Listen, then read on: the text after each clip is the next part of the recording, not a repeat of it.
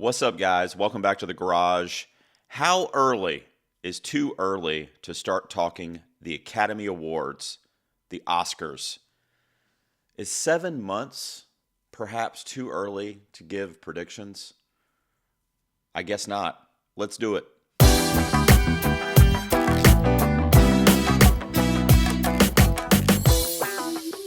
All right, guys, welcome back to my channel. Thanks so much for tuning in. People that have been tuning in, they know that I'm a huge Oscars guy. I started really getting actually a little bit more into YouTube during this past awards season, which of course was extended because of what was going on in the world. And I'm already thinking about the next Academy Awards. What is wrong with me? So this upcoming award season, which will be in 2022 for 2021 films, the Academy is finally going to extend to 10 Best Picture nominees. They're not going to do this maybe 7, maybe 8, maybe 9 anymore.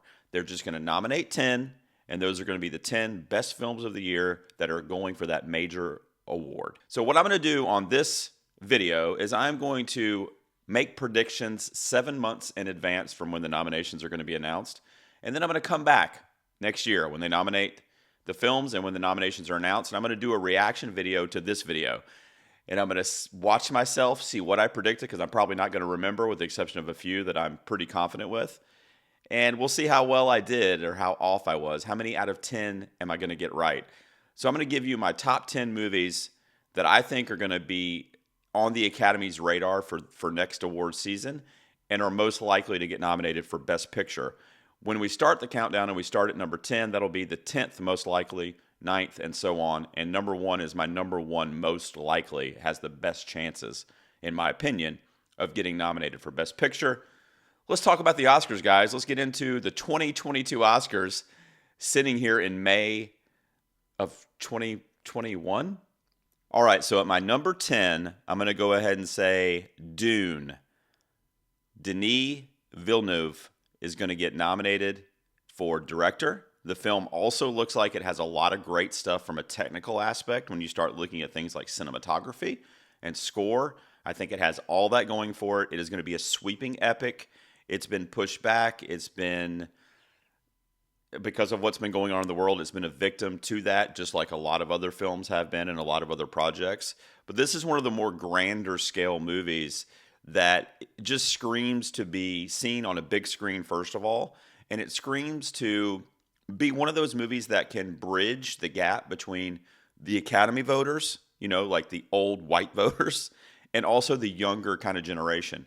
So it can blend between like general audiences and Academy audiences. And those are not always the same. They're in different buckets, but sometimes a movie will come down the middle and bring in 50-50. And I feel like Dune could do that. That's why it's my number 10. You look at the cast list too, and there's options in here in terms of awards for acting as well.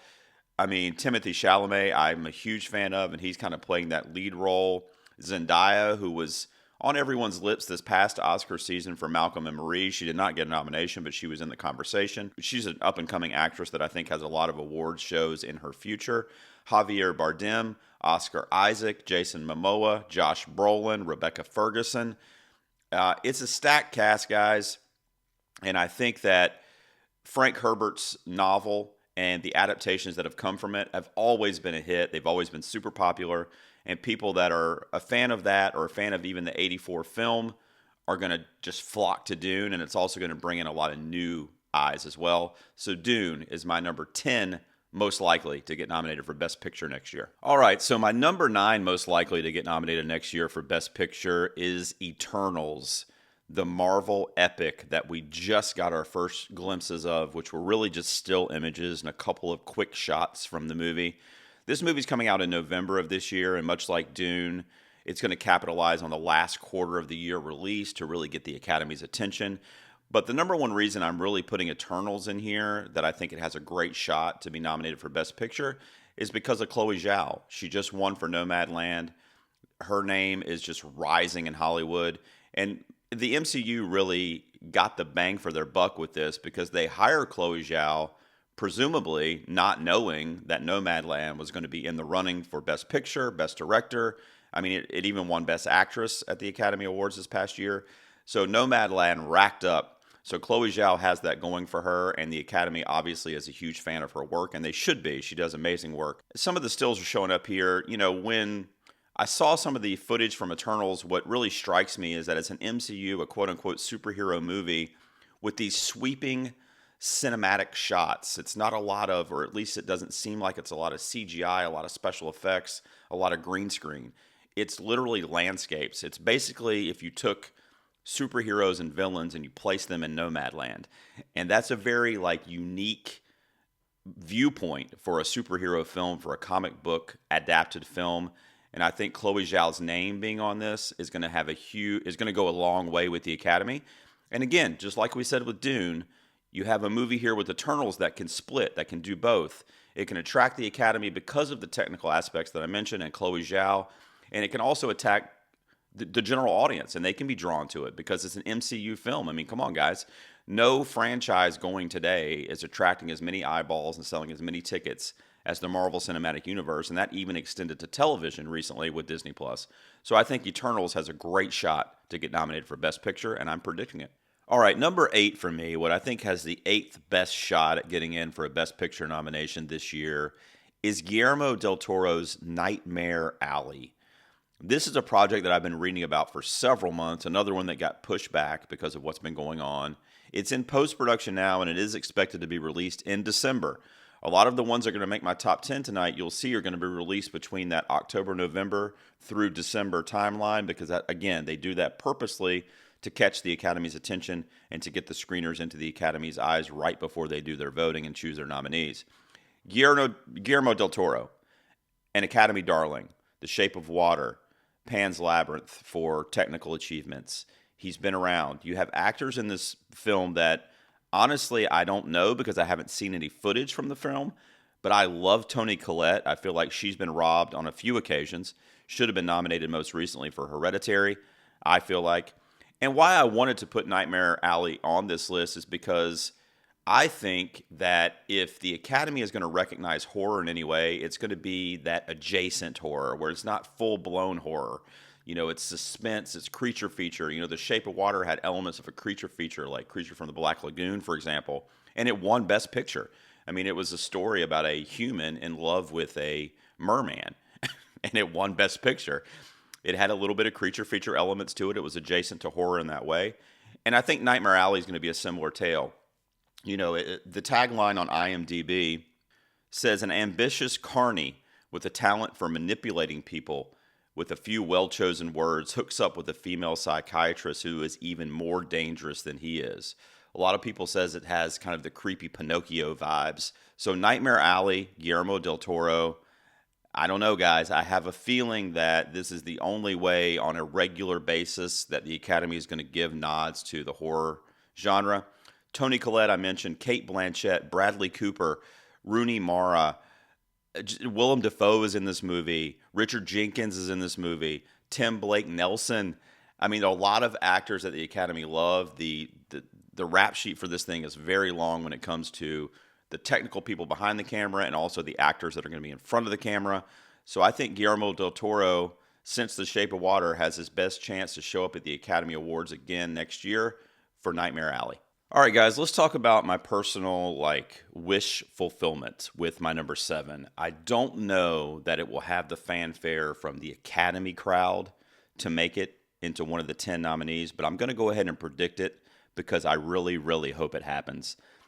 And it is Edgar Wright's Last Night in Soho. I love Edgar Wright. I would love to see him get a direction nomination for this. On IMDb, I'm looking at it right now. It says a young girl passionate about fashion design is mysteriously able to enter the 1960s where she encounters her idol, who is a dazzling wannabe singer. But in 1960s London, it is not what it seems, and time seems to fall apart with shady consequences. So you have a time travel movie. You have the opportunity to have a lot of great special effects as a result of that. It's going to be a period piece and a present day piece. It's going to go back and forth between the 60s and present day, presumably. Anya Taylor-Joy is the lead character in this movie, and she is one of, if not the hottest young actress in Hollywood right now. And I think that she could be on her way to a nomination in this film as well. Jessie Mee Lee is the other female lead in the film. You have Terrence Stamp in this. the fanfare around the casting is not as huge as some of the other ensemble cast that I'm going to be mentioning in this top 10 and that I already have. But I think Anya Taylor-Joy could be on the way to an Oscar nomination here. I hope Edgar Wright is on the way to a directing nomination. And I'm looking forward to see what he does with this kind of mystery, horror, adventure, time travel movie, Last Night in Soho. And I'm really just kind of crossing my fingers with this one. We'll come back and see how off I was, but maybe at least Edgar Wright will get a directing nomination. But I'm going to go ahead and say Last Night in Soho has a good shot at Best Picture nomination next year. All right, guys, at number 6, when you hear the name Steven Spielberg, you have to just assume he's on the Academy's radar. Not only that, when he's releasing a movie in December, he's on the radar. Not only that, when it's a musical movie that's being released in December, he's on the radar. And that's what's happening with West Side Story. They've already started promoting it, so we've gotten to see a little bit of footage from this movie. They did a TV spot recently. It was like a 30-second little trailer they did, which is available on YouTube now as well. And there's different still images that have been around. This is obviously a remake from the 1960s stage play and film adaptation from 1957. So Spielberg is really the reason, and also because the Academy loves a good musical. And this is a film that they can go back to in their past as well. The original West Side Story had a lot of accolades at the Oscars, a lot of fanfare surrounding it. As far as the cast goes, again, it's not as stacked as some of the other ones I will be mentioning this evening. Ansel Elgort is the lead. He's been a little problematic as of late. I don't know if that'll hurt it. I don't really know a lot about what's going on with him, but I know he's been in a little bit of trouble. And the rest is a lot of newcomers, honestly. But Spielberg, musical, kind of epic, what we've seen, the scenes that we've seen online and the little mini trailer we got, it seems pretty epic. The songs are great. They're songs we know. This story, West Side Story, is very familiar to the Academy, and I think they're probably already thinking about casting their ballot for this movie just because they probably love the lore of this movie so much. I don't know because I haven't seen it, so I want to be fair. I'm not a huge musicals fan personally. I don't see this as being one of the movies that I'm going to be excited about if it gets nominated for Best Picture. I'm predicting it because I'm trying to get this as right as I can. But if I was making up the top 10, I don't think this one would be on there. There's another musical that we're going to be talking about next, though, that I think possibly will be. So my number 5, the 5th most likely to get nominated for Best Picture, is the other musical in this top 10, and it is John Chu's In the Heights. This is the only movie in this top 10 that people have seen as I'm sitting here recording this. I have not seen it. It will be released on June 11th nationally and also on HBO Max. So I can't wait to check it out. I've heard a lot of great things about it. And I'm really excited to see this movie because of the representation to the Latino community that's going to be found in it. Lin-Manuel Miranda's involvement is obviously going to be great and epic. You got to think the songs are going to be awesome. Anthony Ramos has been an up-and-coming rising star as of late. And I think that this film is really going to do a lot for a community that has unfortunately been marginalized on a wide scale by the Academy. There has not been a lot of Latino representation in film. I mean, obviously, if you're looking at international categories, perhaps, but if you're looking at just the main categories, the 4 acting, the directing, the movie, it's just lacking there. So I think it's very important as well, like from an optics standpoint. I think it's very important. Now, the movie has to be good, right? I haven't seen it. But another reason why I decided to put this as the 5th most likely to get nominated for Best Picture is because a lot of critics and channels that I follow have seen this movie. And I've watched a lot of spoiler-free reviews and read a lot of spoiler-free articles on the film. And the majority of people love this movie. They think it's a great film. They think it's very uplifting. It's an underdog story. It's a feel-good story. It has tender moments. It has funny moments. The acting is a lot of accolades for the acting thus far. So John Chu's a great director. I don't know if I'm going to predict a directing nomination for him. I'll have to kind of see how it comes into focus as we get through the year. But I think In the Heights stands even a better chance than West Side Story of being nominated, despite coming out in June of this year. It's an early release, which you would think would hurt it, but I just think the optics involved and kind of the political nature around the representation for that community is very, very important. And I hope that the Academy takes that into consideration as well, on top of being a great movie and being a great musical. Everything I've heard leads me to believe that this one is on its way to have its name mentioned quite a few times when the Academy Awards roll out next year. And I'm going to go ahead and say it's going to be one of your top 10 Best Picture nominees next year, In the Heights. All right, my number 4 is an indie drama. And I had to pick one or two of those to go on this list because let's be real, the Academy is always going to go for these indie darlings that frankly nobody sees in the general public, or at least not a lot of people. This is a movie that some people have seen. It premiered at some film festivals last year and people got to see it. I read some of those reviews as well. It's a movie called Mass. And why I wanted to pick this is because of the independent nature of it, and it seems kind of Oscar baity in that way. But also, everything I've read about this is that it's a movie similar to a 12 Angry Men that takes place in one location. It's all in one room. And the IMDb tagline says the aftermath of a violent tragedy that affects the lives of two couples in two different ways. So it's like a couples therapy type session. The movie runs, according to IMDb, an hour and 50 minutes. And apparently, in real time, it covers the session of them dealing with the tragedies that have occurred in their life and how they kind of intersect. It's like two stories that kind of intersect. Anne Dowd, who, of course, we know from The Handmaid's Tale, Hereditary, she's just an amazing actress who, frankly, is long overdue for her own recognition. I see her getting a nomination just because I've heard her name thrown around, not just from this movie, but just at other projects she's done, whether it's been on television with Handmaids or in cinema, and it's eluded her. So I think this might be her year for Mass, but apparently she has the standout performance in this movie. I don't know if she's the therapist, or I don't know if she's one of the folks of the couples. I'm not sure. I haven't seen it. I haven't seen a trailer. I haven't seen any footage, just still images.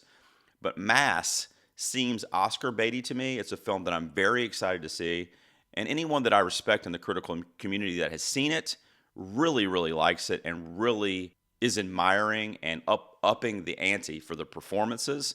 So this is going to be a performance-heavy movie that takes place in one location, which is a ballsy move to do, but it's basically a single-shot movie, an entire movie, from what I've read and from what I've seen. Jason Isaacs is also in this movie. So I think Mass should be on your radar. It's going to be an indie darling, though. It's not going to be a wide release. You're going to have to see it, on the IFC channel or something stupid. But the Academy loves that shit. I think they're going to eat it up, and I think Anne Dowd is on her way to a nomination as well. So Mass is going to be my number 4. All right, guys, when I heard about this casting for my number 3, I immediately perked up, and I got very, very excited because one of my favorite movies of the last 5 years was a movie in which Michelle Williams portrayed Marilyn Monroe, and she got nominated for that. It was a film called My Week with Marilyn. Well, this year we're going to get another Marilyn Monroe biopic, and Marilyn Monroe is being portrayed by Ana de Armas, which we know most recently from Knives Out, a beautiful young actress who is up and coming. She's on fire right now. She's going to stratospheric levels in her career. And she portrays Marilyn Monroe, and I saw some still images of her in that role from the set. And honestly, it's breathtaking how much she looks like her. I think anybody would argue that Marilyn Monroe is one of the most iconic figures in all of American pop culture. And I'm really, really excited to see what Ana de Armas does with that role. I love her. So she'll be portraying Norma Jean / Marilyn Monroe. It's a biopic. It's called Blonde. The movie is directed by Andrew Dominic, who I'm not super familiar with, but it does star other actors that have a veteran history with the Academy, such as Adrian Brody and Bobby Cannavale. So Adrian Brody, in the stills that I've seen, I get the impression that he plays kind of an antagonist type figure. I don't know. It's very, very hush-hush on this project, but I'm picking it because the Academy loves biopics, first of all. They love the true story of fallen Hollywood heroes. And there is no Hollywood icon, at least female, that is more impactful in pop culture in Hollywood than Marilyn Monroe. She died at such a young age. It's such a tragic story.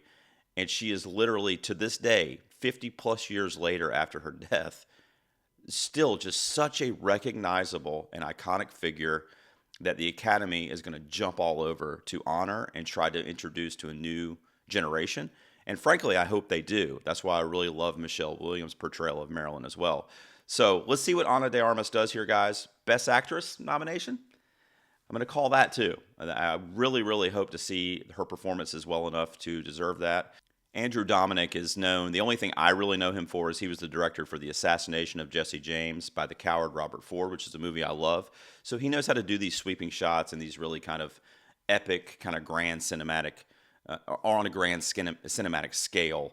And I see him being able to do that with a Marilyn Monroe because, come on, guys, I mean, she's the most cinematic historical icon in Hollywood, I think. And I'm excited to see what De Armas does with that character. So Blonde is going to be my number 3 most likely to get Best Picture nomination. All right, guys, for my runner-up here, for my number 2, it was really a battle between 1 and 2, and it was really personal preference is what it came down to. I'm going to throw some names out at you, okay? And this is all for the same project that I'm naming at my number 2. First of all, Ridley Scott. Al Pacino, Salma Hayek, Jared Leto, Adam Driver, Jeremy Irons, Lady Gaga. Guys, it's a movie coming out later this year called The House of Gucci. And we've recently, just as of 2 or 3 weeks ago, we got still images of Adam Driver and Lady Gaga on set in costume. This movie is going to get nominated for everything. I'm predicting it for Best Picture. That's what I'm talking about right here. But just seeing the still images alone and not seeing them in action, you've got costume, you've got production design right away, just based on the still images. The IMDb tagline is the story of how Patrizia Reggiani, the ex-wife of Gucci, plotted to kill her husband, the grandson of renowned fashion designer Guccio Gucci. So this is a true story, another true story. That's A. B, it's being released later in the year. It's supposed to come out Black Friday weekend after Thanksgiving. That's 2. And then the names I just listed, guys. I mean, the cast is so stacked with so many A-list actors. Rumor has it Lady Gaga is going to do an original song for the soundtrack. That'll be nominated if that ends up happening for original song. I don't know what Jared Leto's going to do, but the Academy loves him, so maybe he's in a supporting role. Same thing with Al Pacino. I mean, guys, Adam Driver for Marriage Story recently, Jeremy Irons, Lady Gaga for A Star Is Born, not to mention if she has an original song. This movie, to me, with Ridley Scott behind the camera and what he's been known for as an Oscar winner, this movie, to me, I don't see it not getting at least like 6 nominations next year. The House of Gucci is my number 2, and I think it's your second most likely to get nominated for Best Picture. All right, guys, what I'm going to go ahead and list is my number 1. The number 1 most likely film, I think, as we sit here in May of 2021 to get nominated for next year's Academy Awards is a movie based on a Shakespeare play, and the name of the film is The Tragedy of Macbeth.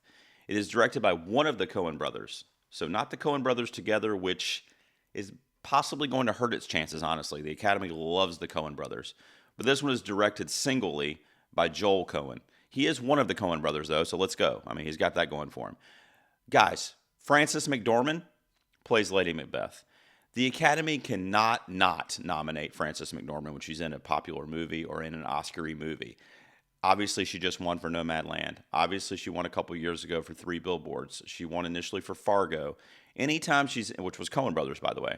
Anytime she's in that Oscar zeitgeist, she at least gets nominated, and 9 times out of 10, she seems to be winning. So Frances McDormand plays your Macbeth, right? Guess who plays Lord Macbeth? Denzel Washington plays Macbeth in this movie. So they're bending the races a little bit, which I love. I love that incorporation. But Denzel is easily one of the best actors alive. Another Oscar winner, another multiple nominee. The Academy loves him. They love McDormand. I think that's a no-brainer with those 2 leads. Can you imagine those 2 sharing scenes together as Lord and Lady Macbeth? I hope the Oscars does clips next year because they really dropped the ball this past year. But if they do clips, just imagine the 30-second clip we will see with those 2 acting off of each other based on a Shakespeare dialogue directed by a Coen brother. The Tragedy of Macbeth, I think it is too Oscar-y to ignore. The only reason that this wouldn't get nominated is if they can't push it to a release by the end of the year. I'm going to give a few honorable mentions in a second. If that's the case, everything would just kind of bump up a little bit. It's in post-production. You would think they would be able to get it out in the last quarter of this year, which would be prime Oscar season. But I don't know. They haven't announced a date yet, which makes me nervous. There's only 2 movies in my top 10 that don't have a date announced yet, and this is one of them. If it is released in the Oscars eligibility season, I think it is a guaranteed Best Picture nominee, The Tragedy of Macbeth, directed by Joel Coen. That's my number 1. Next, I just want to give a few honorable mentions in case I was super wrong. Maybe I'll have a couple right in my honorable mentions. I'm only going to give a few movies that I'm really excited about that I would love to see be, first of all, really good projects and be worthy of a nomination, and then get that nomination. First up is a movie called Spencer. It is based on, well, let me read the IMDb tagline. During her Christmas holidays with the royal family in Norfolk, England, Diana decides to leave her marriage to Prince Charles. So it's a story about Princess Diana and her kind of marriage falling apart to Prince Charles in the 80s, presumably. Guess who plays Princess Diana? We've seen some still images of her in costume as Princess Di, and as Kristen Stewart. I absolutely love her. I think she's an amazing actress. For some reason, she's a very divisive actress. A lot of people don't like her. I think they hone in on the Twilight films a little too much because that's what started her career. She doesn't even like the Twilight films, she's been quoted as saying. But people like to point to that and kind of hone in on that. She has done so much good work, guys, especially in the independent film community. She chooses these projects that are very niche, that won't be seen by billions of people. And she just blows me away every time. She's a really good actress. And a lot of people, unfortunately, have only seen the bigger movies that she's in where she's not multi-layered, like I've seen her in a lot of her other acting gigs. Spencer is also directed by Pablo Larraín, who I love because he did Jackie. Now, Natalie Portman got nominated for Jackie. Jackie was one of those movies that was kind of all over the place. I loved it. It's one of my favorite films of the last 5 years. So I wonder if it's going to be a similar film to Jackie, where it's a little erratic in its storytelling of Princess Di. If that's the case, Best Picture might be out of the question, but possibly a nomination finally for Kristen Stewart, and maybe she'll get some notoriety for her career. But I'm going to go ahead and say Spencer has a good chance to at least be in the conversation. All right, guys, how about this honorable mention? A movie called The Northman, directed by and written by Robert Eggers. I love Robert Eggers. A lot of you guys know that. The Witch, The Lighthouse. He's gotten a lot of great critical acclaim over his career, but the Oscars have eluded him for the most part. A sole cinematography nomination last year for The Lighthouse was a tragic thing. So maybe director for Eggers. And I also think The Northman has a chance to be another one of these sweeping, almost like war epics, an adventure kind of action war epic with little horror elements built into it, like kind of gothic adventure. The tagline, set in Ireland at the turn of the 10th century, a Nordic prince sets out on a mission of revenge after his father is murdered. It stars Anya Taylor-Joy again, so there she comes. In 2021, she's going to have a few roles that will at least get her in the conversation for actress. I hope it happens for her. This movie also has a stacked cast. Willem Dafoe's back. He worked with Eggers in The Lighthouse. Ethan Hawke is in this movie. Nicole Kidman, Alexander Skarsgård. A great cast. Robert Eggers is one of the biggest up-and-coming directors in Hollywood, and he has a very keen eye for filmmaking. And I just wish he would get recognized by a group like the Academy, that they have eluded him thus far in his career, but it's a very young career. The Witch came out in 2015, was his first feature film. So he's still young, he's still kind of getting it, but I feel like he's got it, guys. I feel like he's absolutely killing it. You know, in The Lighthouse, it was a 4-3 ratio. It was all shot in black and white. I mean, that's Oscar stuff right there. He didn't get nominated. So it's sad. But we'll see what happens with The Northman. I think this one, depending on when it's released and depending on the critical reception around it, how popular it is with the critic circles, it could sneak in there as one of your 10. And frankly, I would love that. Also, I read that Bjork is in this movie playing a witch. All right, so my last honorable mention, the last one I'm going to talk about, I wanted to throw into the mix here because I've been giving you a lot of indie, kind of like underground releases with the exception of like the MCU and a couple others. So what I'm going to do here is I'm going to pick one that's probably going to be a little bit of a mainstream film, and it sounds like it's going to be a feel-good film, one of those like feel-good sports films, almost like a Rocky kind of thing. And it's a movie called Next Goal Wins. And one of the big reasons I think it has a chance is because of Taika Waititi. He's one of the writers that's going to be an adapted screenplay because it's actually based on a documentary, which I also find very interesting. It's based on a real-life event, so it is a biopic. Taika Waititi is one of the writers, and he's also the director of this film, coming off of his success of Jojo Rabbit. The Academy loved that. It got nominated for a ton of awards that year. The tagline is, it's an adaptation of the 2014 British documentary, which is the story of the American Samoa soccer team, who suffered the worst loss in World Cup history when they lost to Australia 31-0 in 2001. I don't know a lot about soccer, but I don't think that's good. But this is supposed to be an underdog story. It's supposed to be a feel-good kind of like story about teamwork and camaraderie. It stars Elizabeth Moss, another actress who has for some reason been overlooked year after year by the Academy. Elizabeth Moss, I think her time is coming literally any second now, and this could be it. I don't know what role she plays. It's kind of hush-hush on this one. Michael Fassbender plays the coach of the soccer team, so getting to see him scream at kids, I think he has an opportunity to really sink his teeth into that role, and I could see Michael Fassbender as this kind of erratic British coach, soccer coach. So I'm looking forward to that. Some other actors that'll be in it: Armie Hammer. I don't know. I like Armie Hammer, but again, a little problematic as of late. Reese Darby. I mentioned Fassbender. I mentioned Elizabeth Moss. Oscar Kitely. A lot of great actors, kind of up and down, and then of course Taika Waititi.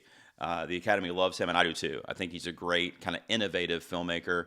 He's very similar to a Chloe Zhao in the way that he's taken on something like the MCU with Thor Ragnarok, but then he can also do these like little indie darlings like Jojo Rabbit. So I think they kind of are on parallel paths, and the Academy seems to like those directors and those projects that kind of split the vote, right? They get the general audience, and then they get the critics and the Academy old person audience.